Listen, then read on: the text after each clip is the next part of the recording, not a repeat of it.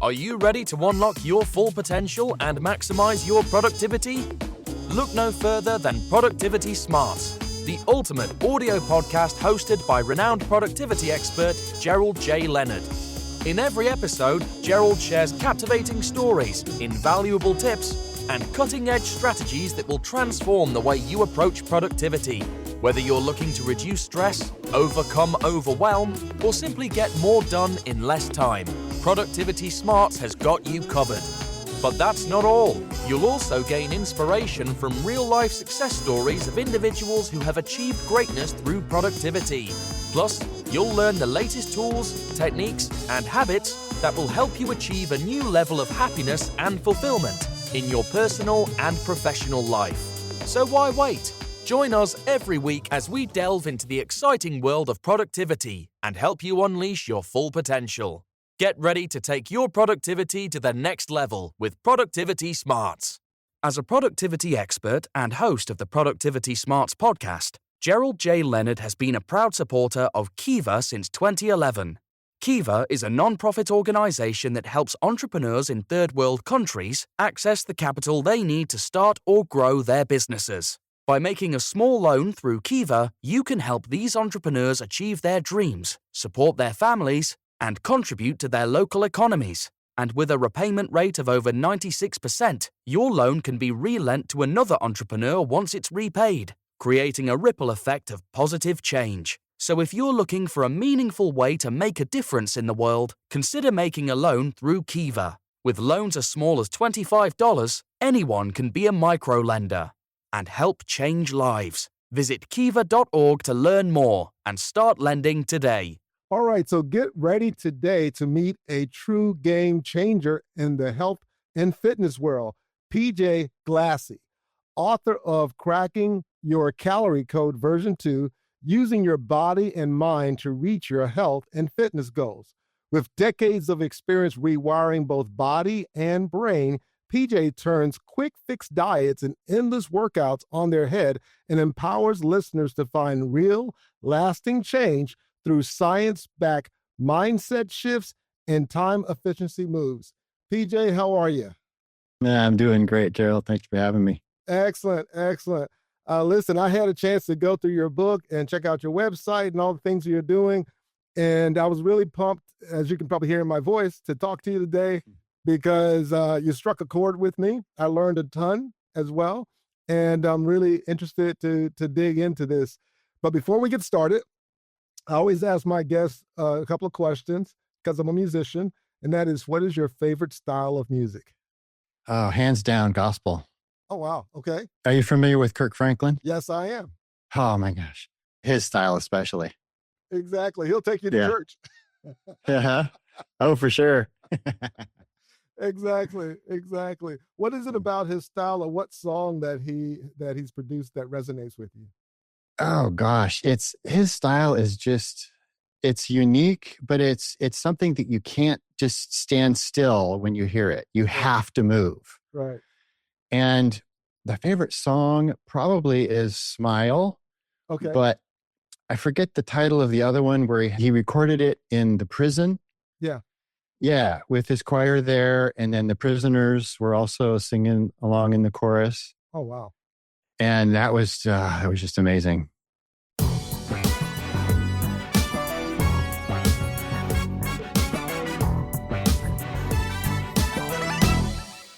Well, listen, how did you get started in your field of health and fitness, and what has made you so successful?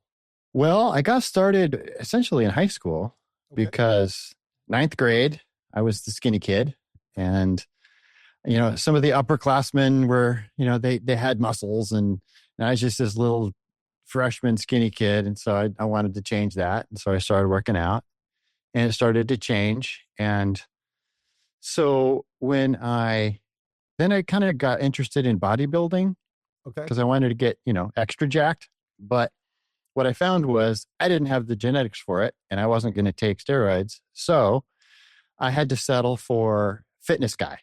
Just toned and defined and things like that. Right.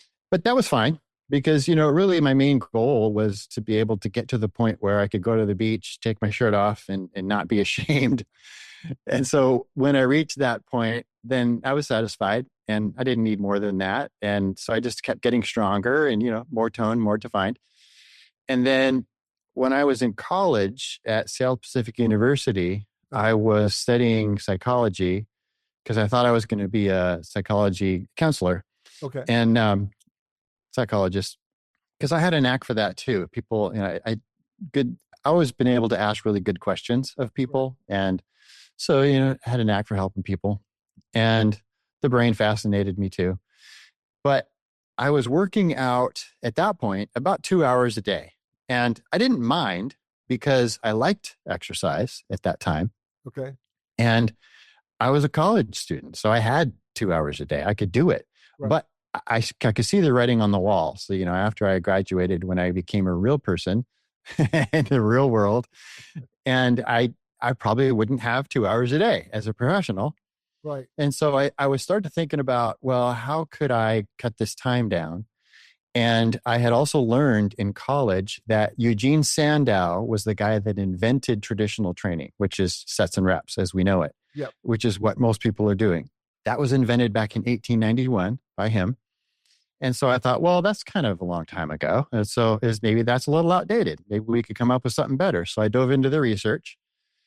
And that's one of the great things that my exercise science degree taught me, was how to read research and how to find the good studies and the bogus studies. And even though peer-reviewed studies are in these major named journals, most studies are bogus, the majority. Right. So I threw those out and kept the ones that were well-designed and were legit, and started doing experiments on friends and family. And then when I graduated with my exercise science degree, I went out and trained people mostly out of their homes. And of course, these people that could afford this already are successful in their business. And so they also said, I would love if we could develop something that would take less time. Right. And they didn't want to spend much time in the gym because they would rather be making money and being productive and in their business. So that was one of my goals, is to invent a new methodology that took less time. Okay. But also, these people had been injured, or they didn't want to get injured because that interrupts the flow and productivity. And so they wanted something safer. And then they also these people are in the biggest part of the bell curve is 40 to 70 years old. Those are the busy people. Yeah. Those are the people that don't want to spend time in the gym. They don't want to get jacked anymore. That was cool when they were younger, but they don't care about that anymore. They just want to be physically and functionally fit and look and feel fit with lots of energy, and so they can do that, all the things that they're doing. So those are the three things: safer, less time, and tone and define, but not bulk. Yeah.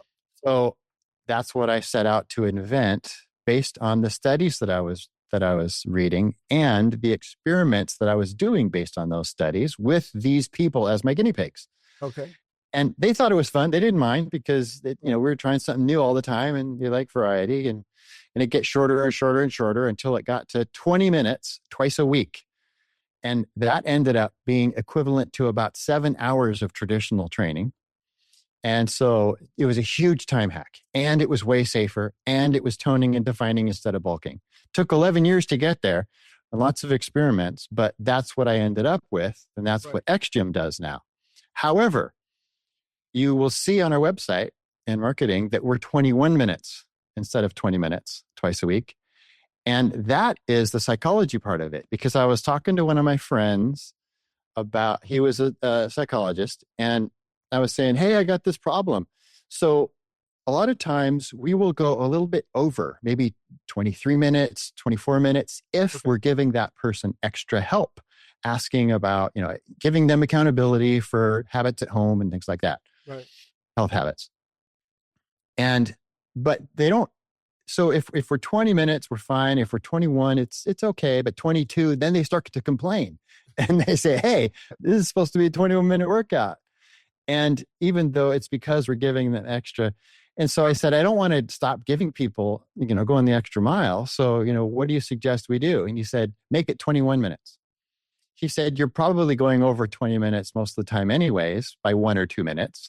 And yeah, I am. And he said, so if it's 21, an odd number instead of an even number, they're not going to care if it's 23 minutes or 22 minutes. And he was right. So yeah, so it's just a psych thing. And it usually is 21 minutes. Sometimes it's 20, Right. but we always want to give people extra. Right. And, ask them questions to help them be accountable for health choices at home. So now that solved it. So that's why it's 21 minutes twice a week.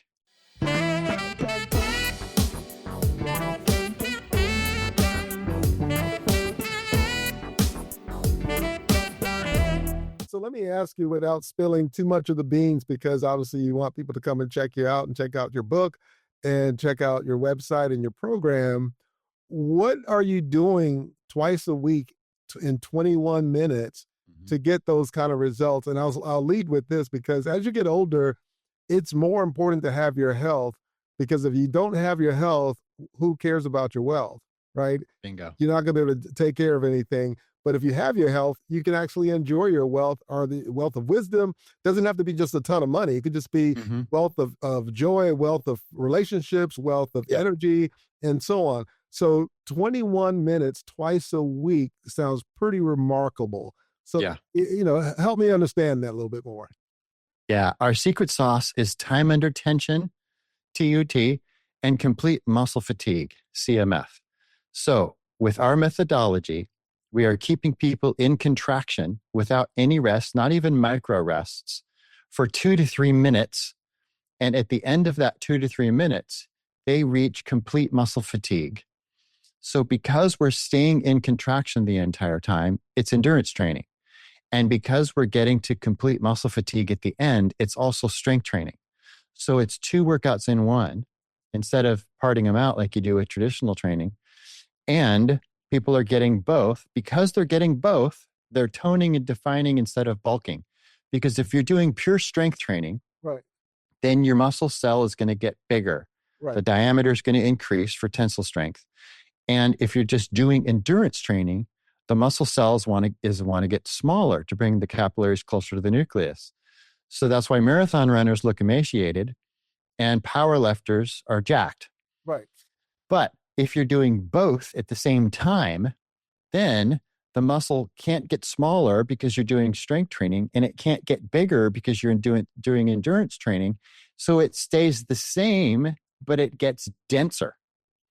And as you're burning fat, you're able to see those denser muscles better because that fat layer is getting thinner, where it increases the definition. So the density increases definition, and the getting leaner increases the definition. So you look and feel really strong and fit, but without getting huge and jacked. Now, are you doing this with bands or dumbbells or machines or just regular weights, or does it matter?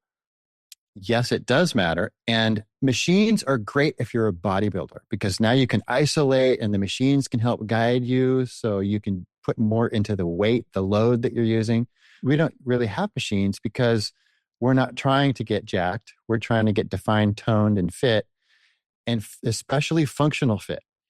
Because when you're doing free motion stuff, like with body weight and tubing and bands and carpet sliders, where you're guiding your own body and a machine isn't doing that, then you're functionally creating fitness that you are in control of your body. So it's nerve training. Nothing's guiding you. You are guiding your own motion. And so you're using your brain because it's mindful movement, and you're using your nervous system, your nerves. So you're growing more motor neurons and better coordination. And the result is fitness that you can use in the real world. So an example would be an ex-gym person would be able to take up stand-up paddleboarding for the first time and not fall in. Whereas you would take a pro bodybuilder, take him out on a paddleboard, and he might not even be able to stand up. He'd just be kneeling and paddling the whole time, because his training all day is detraining his nerves because it's uncontrolled movements. When he's doing his reps, he can talk to a friend or he can watch the TV. He's just getting his sets and reps in. And that's what he should do because that's perfect for bodybuilding, for getting jacked. But it's not mindful, controlled movements. So his brain isn't as engaged. His nerves aren't controlling movement and focusing on the whole range. But that's what we're doing. And so you're getting more coordinated. Nervous system is developing. And so, and I'll get a comment all the time, especially from my golfers and skiers. My golfers tell me, hey, I've only been working out here for 2 months. And I used to golf in the 90s. Now I'm golfing in the 80s, but I haven't changed anything. What's going on? I say, yeah, it's your nerves. You're better in control of your body. So you can control your movement better.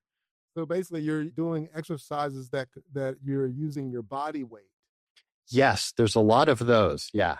Okay. But we're also using vibration platforms. We have a wobble, electric surfboard, that is an unstable surface, carpet sliders. So yes, a lot of it is body weight. Probably the majority of our movements are body weight related things, but we're also using elastic tubing, elastic bands, and some other gizmos and gadgets that we had to invent, like our quadrislide, which is on a linear bearing up against the wall. It's a squat kind of a thing. And then our crown jewel at the X Gym is a machine. We call it the Extreme machine because it's really extreme, but it also makes you scream because it's really super intense. Right. And it's a cable machine with arms that, go up and down and all over the place. You could do tons of different exercises. But in a regular gym, you would see a weight stack in there. Right. Yes. We took the weight stack out, put an electric winch in. The trainer has the remote for the winch. So the control, and then we've got a load cell and a digital readout for instant biofeedback of how hard you're pulling. And then we're just doing really slow controlled motions. And the client's job is just pull as hard as you can. One job, pull as hard as you can the entire time and never rest. And that one is even quicker than the normal 2 to 3 minute exercises we're doing. That's a 1 minute workout. And at the end of 1 minute, they're completely exhausted because it's like a 1 rep max, but through the entire range of motion and without any rest ever. And so 1 minute of 100% contraction, pulling as hard as you can through a big range is all the big people can do. That's amazing. So you got me really curious here. And I know I normally will say, hey, at the end, tell us where we can find out more about you and so on and so on. But I got to ask that question now. Because you got me sitting here going like, okay, if I live in Timbuktu or in Paris or in China, and I'm listening to this and I go, wow, that sounds amazing. Where is his studio? How do I get access to it? Or how do I get access to this training? Are there videos or online training programs that people can purchase remotely and kind of work out with the video? Totally. Yeah. There's 3 ways. So xgym.com, xgym.com. Okay. That has all the ways. And people come, if they're local to Kirkland, Washington, then they can come to the club. Right. We also do a live online training through Teams or FaceTime. Okay. So, and people usually work out in their home.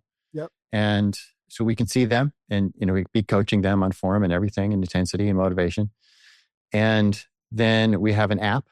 So people can get the app subscription where they do video workouts and they can either do a 21-minute workout or they can just do one exercise and pick from the exercise library or make their own workout with exercises. So those are the 3 ways. Yeah, we'll definitely make sure we get that in the notes, and I will be downloading that app today. Really? Yeah, and the app is kind of fun because, you see all these other apps, and other apps are great, but they're all traditional training. Yeah. So if you have the time, then that's great. You should do it. And if you want to get jacked, you wouldn't want to do our app. You'd want to do their app. Right. I love the idea of 21. I mean, when I think about the concept of productivity smart, and I can get the same results or better working out twice a week for 21 minutes. Yeah. You got my attention. Yeah. So the app is very unique because it's using our methods and our exercises. Yep. And it's no frills because our people are your people. They are the people who want to be productive in life. Right. And they don't need bells and whistles and colored lights and countdown timers and all the fancy stuff of all the other apps, which is great. A lot of people do need that. So they should do those apps. Yeah. Our app is very basic. It's just videos and it's got a filter, and you can build your own workout or you can do one that's already built, and it's following the videos as close as you can. And that's it. Because our people like no nonsense, very basic, straightforward, intuitive stuff. And so that's how it's built. Okay. So we just had the cake, but there's some, no, I'll put it this way. That's some icing and there's some cake in what we just talked about. But what I want to dive down into now is, to me, the real, root of your process, which I found to be extremely fascinating, which is the mind-body connection. Because if you talk about the things I want to talk about are, your habitual thought process, the body-mind connection, your fasting, intermittent fasting, tapping, which I thought, wow, in an exercise book about exercise, it's, because tapping is all about reducing the amygdala, getting the amygdala to get quiet and, quelling your emotions and not going off the rails, because that can lead to a lot of bad eating and everything else. But let's go back to, before we jump into tapping and fasting and so on, because now I'm excited. Let's, if you watch the video, see my hands, I'm like, yes, this is like really cool. You emphasize the brain body connection. And as I read through the first part, I kept seeing the word subconscious. Yep. And that really caught my attention. Yeah. Tell me more. The subconscious is in charge of us. Yes. And we can't ever stop that. That's the way it is. And the subconscious also operates at about the level of a 3-year-old. So our toddler is in charge of us. Yeah. And whether you like it or not, that's the way it is. Yeah. Now, you talked about the amygdala, and that's part of the subconscious. That's the emotional brain. And the parent brain is called the prefrontal cortex, or the PFC. So the good news is the PFC can raise and train the toddler. We just have to be able to use it and have a really good operational PFC. Right. Now, most people who are successful, either with, really good success with relationships or monetarily or in their business or whatever, success comes with a really good PFC. Unsuccessful people have a strong amygdala and a weak PFC. So when the PFC, the parent brain, is strong, then it's able to train, rewire, and raise the toddler in a way that helps the toddler help us. So because the toddler's in charge, the toddler needs to be trained to think and act like we want to be. Right. That's our identity. So the brain training techniques that you mentioned are specifically to train the toddler and rewire your brain to think differently and then act differently and then get different results because of all that. Right. And I even developed a brain type test. So it's a 20-question quiz. Okay. And people can find out which brain type that they are, and then they can get their top 6 brain training techniques that'll make the most sense to them, their personality and brain wiring, to train their toddler and rewire their brain so health and fitness become easier, but their PFC also becomes stronger. So it doesn't just help with health and fitness, it helps with everything else in life. Oh, yeah. Yeah. And now, is that on your website? Is that further in the book? Is that in the app? Yeah, it's in the book, of course. Okay. And then it's got its own site, braintype.me. Okay. braintype.me. And that's the brain type test. And people just take it, and they usually get 2 types, the primary and a secondary. So the primary is the person they are at home, and the secondary is the person they are at work. Some people get 1 type because they aren't different between home and work. My wife tested for 1 type because she's exactly the same personality at home as she is at work. Right. Most people aren't like that. Most people are different at work. Like, for instance, naturally, I'm an introvert, but I have to do a good impression of an extrovert in order to be successful as a personal trainer, Right. and training my other trainers and helping people at the gym and, being the local celebrity in my business, right? Right. Right. I can't be an introvert and do that well. And so my adapted type is that. It's a more extroverted type. Right. While my primary at home type is the more introverted type. So that's why my primary is called the author. And that's more of an introverted kind of type. And my secondary is called the mentor. And that is more of the extroverted type.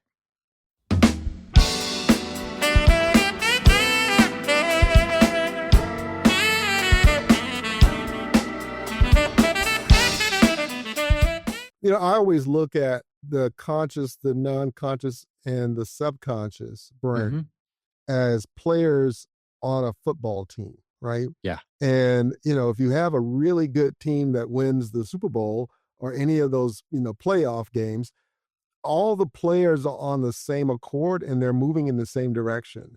Yep. Normally, the teams that are really bad are the teams that struggle when they get into pressure situation. Yeah. Is that their players are not aligned, right? Yeah. So the conscious is going one direction, the subconscious is doing something else. That's the toddler, and he's running off, and the non-conscious is the elephant, and he's going in a different direction altogether. Yeah. And so you're never going to win in life or in anything else if the parts of you are not aligned. And I think it's amazing because, Dr. Joe Dispenza teaches a lot of these concepts as well when it comes to being able to use your prefrontal cortex, use your brain to help train and rewire, right, the brain. It's through repetition. It's through wiring the reticular activating system. It's through meditation and so on and so forth. Visualization, you talk about projecting where you want to be in the future. Focus on where you want to go. As a sports car driver would say, hey, don't look wherever you're going to go. That's where you're going to drive to, right? So don't look at the wall, right? Don't look at the wall. Look at where you want to go. And so I think that's amazing because, it makes sense while your program would work so well because in the moment of training, you're engaging all three brains.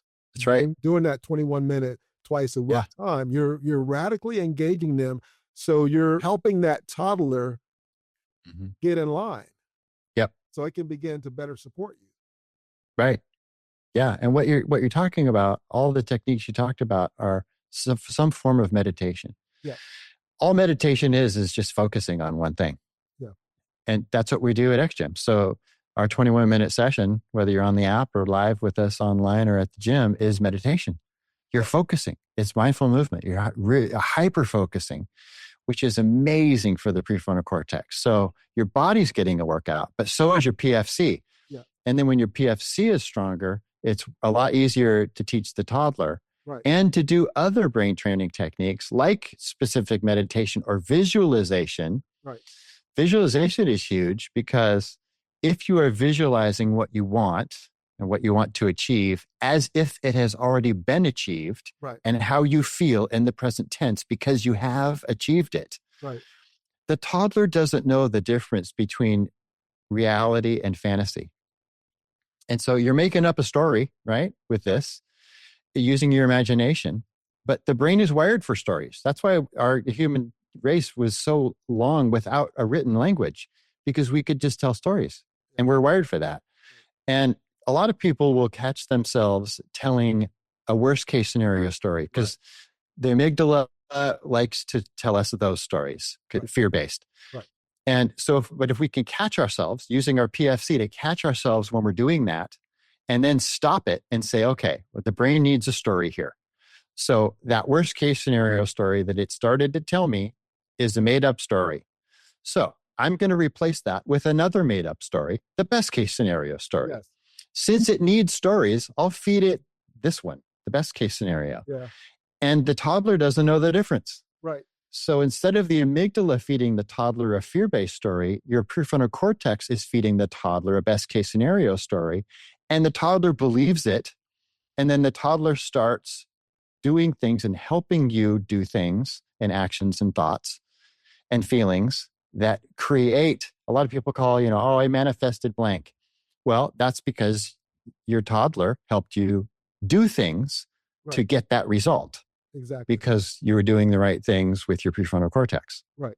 Exactly. Exactly. Jack Canfield taught me this concept of when you have these negative thoughts that come in, if you would stop yourself and just say, cancel, cancel, cancel, Yeah. Bingo. and then be quiet for a second, you're basically telling your brain, erase what you just came up with. I don't want Yeah. that in my life. And then you reframe it.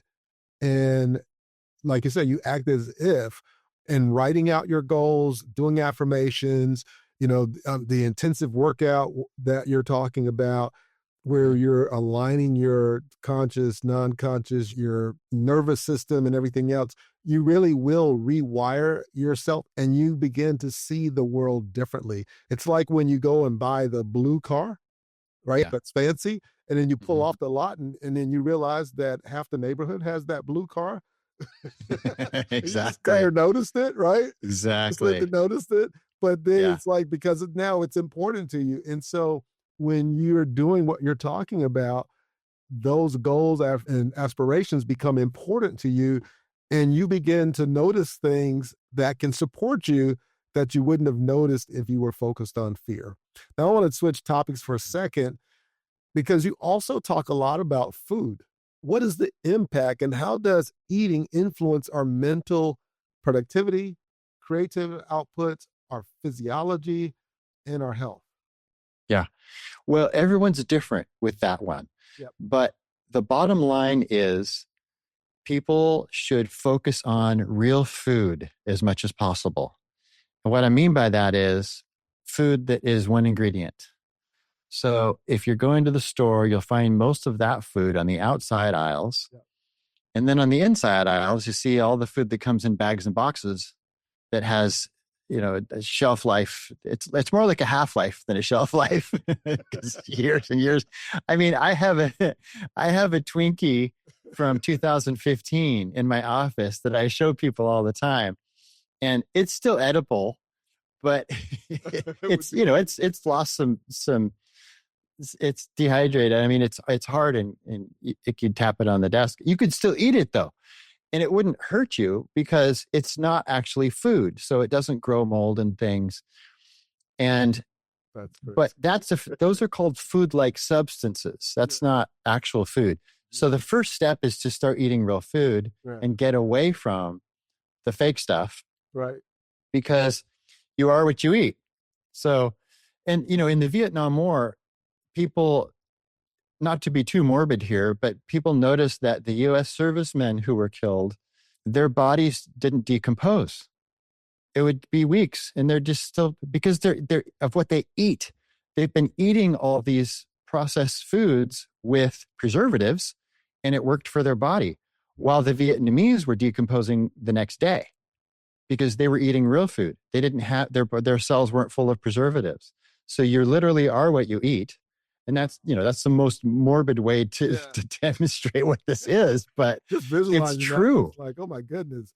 I know. Eating preservatives that preserves not only the food that you're eating, but it actually will preserve your body when you die. Yeah. You're like mummifying yourself.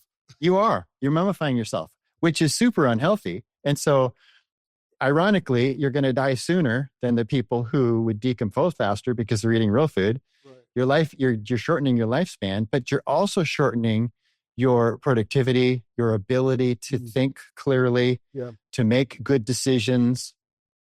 Because healthy people have quicker minds. Yeah. They have longer health span, longer lifespan too, but more importantly, a better and longer health span.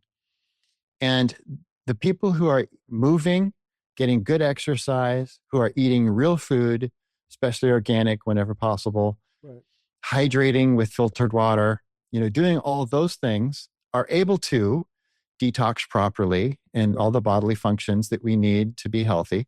Right. They don't have brain fog. They're able to make quick, good decisions. They're able to enjoy other people and relationships, and they're slow to anger and, more patient. And there's just so many things. If you go back 200 years, everybody ate organic and everybody ate real food. Right. There wasn't GMO food and there wasn't processed food. Right. And everybody was thinking clearly and healthy. Morbid obesity was so rare that when there was someone who was morbidly obese, they were a circus show. Literally, they were in the circus as the big fat man or big fat woman. Yeah.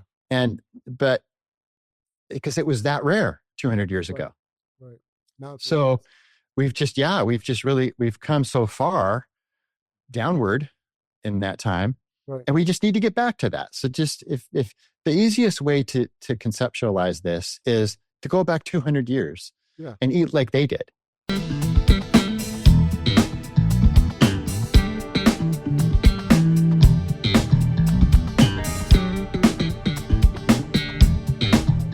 Speaking of that, I want to quickly talk about fasting, because you talk about intermittent fasting. How does that play a part in your life? How did you discover it, and what has it done for you?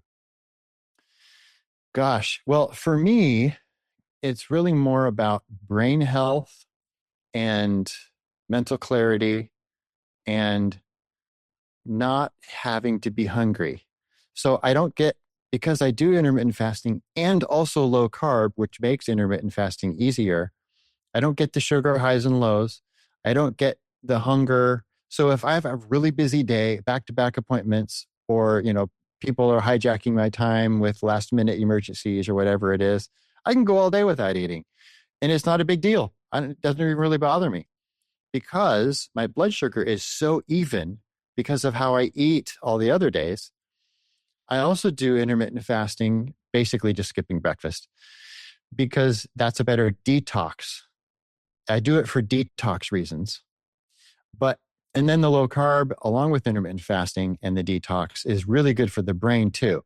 Yeah. And the reason it's so important for me for the brain is because of, all the brain science that I've done.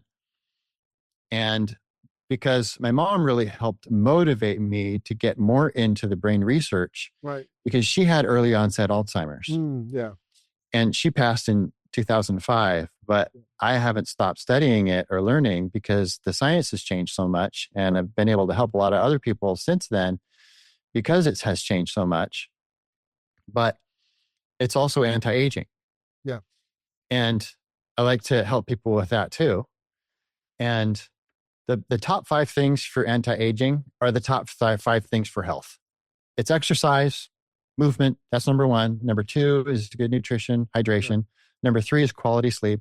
Yeah. Number 4 is work in your brain training. And number 5 is relationships, having close relationships with people, good, close relationships. But even the hard ones are really good for the brain. Right. So anything that's hard mentally is good for the brain, is great for the brain.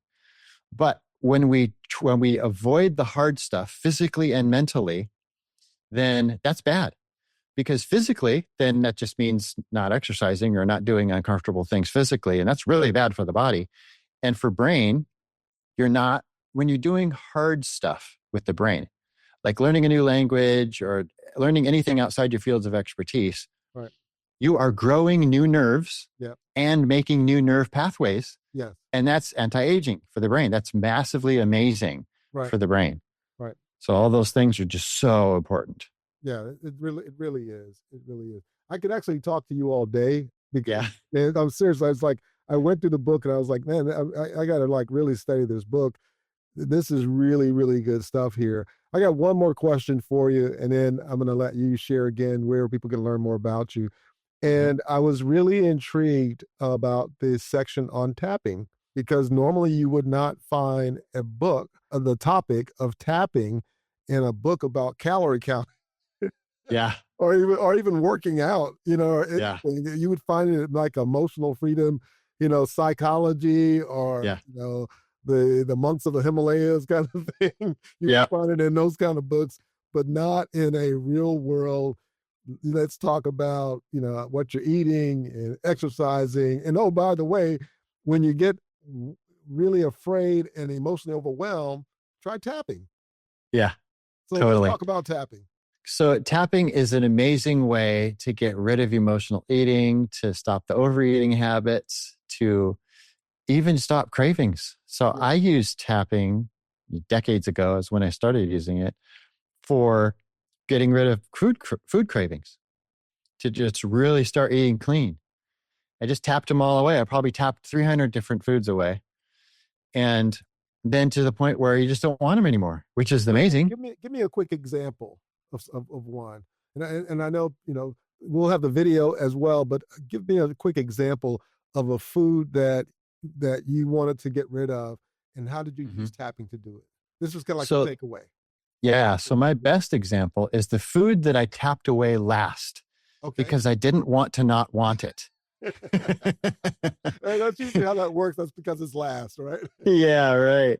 And that was my homemade recipe for milk chocolate chip brownies. Oh, yeah. Well, yeah. I probably still wouldn't be tapping on that one. No. And they're so good. There's so many chocolate chips in there. The brownie mix is really more of just the mortar holding together the chocolate chips. And so I'm not sure what's a good example, but go ahead. Yeah. So I got to the point where that was the only thing with processed sugar in my life. And every time I ate it, I felt crappy, just physically and mentally. And so I said, okay, I just finally got to do this, because even though it's yummy while it's in my mouth, I know I pay the price later. So I'm just going to tap it. Finally going to tap it. It's like that. Yeah. And that one took me the longest to tap away. It actually took about 5 minutes to get rid of that one. But because normally it's 1 or 2 minutes, but I did. I got rid of it. And then when I was done, finally, with the final round of tapping, I looked at those brownies and I go, wow. Even though I tapped hundreds of foods away before that, I'm just still always astonished. And I just looked at those brownies and go, I can't even believe I don't even want these right now. Just 5 minutes of tapping, and they look disgusting. And so that was the last thing I tapped away. But the easiest way for people to learn how to do tapping, I mean, I have a video on it and you could look it up, but the easiest, quickest way is to go to tapping.com. It's not my site, but it's at tapping.com. It's a really good, he has a good pattern to do. The reason it works so well is because it's interrupting. Montessori? What? Is that Gene Montessori? I think so. Yeah, I think it's Gene Montessori, tappingqa.com. Yeah. Oh, that could be another one. The one I'm thinking of is just tapping.com. Okay, just tapping.com. Yeah. Mm-hmm. Okay. And there's a lot of practitioners out there that are really good, and they might have different tapping points, but they all work. It's just good. It's all good. Yeah, the reason that it works so well is because it interrupts your pattern. Yes. And a pattern is a nerve pathway. Right. So that could be a craving, that could be an emotion, but when you're interrupting it, you're short-circuiting it. And when you short-circuit it, then pretty soon you can't travel it anymore. Right. And that pathway's gone. Right. And you could reestablish it with a lot of work. It's kind of like acquiring a taste. Very few people like the taste of beer the first time they drink it. Right. But over time, continuing to drink it, they acquire the taste. They create a nerve pathway. Right. Well, this will disrupt that. So then you can't use it anymore. So then if you want to go back to that food, you're going to have to recreate that nerve pathway and reacquire that taste. Yeah. But since, your goal is to not eat it anymore, you don't. And so then it's gone. And I think it's so fascinating because tapping, it deals with the amygdala. It quiets the amygdala, right? It takes advantage of the meridian system. And if you don't believe in the meridian system, just think about the lie detector tests that people take.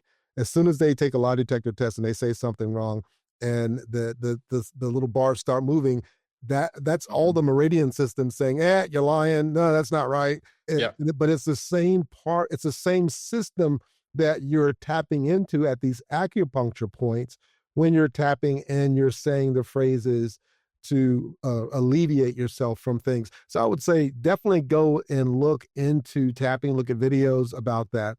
PJ, this has been a great conversation. Again, I've learned so much just reading your book.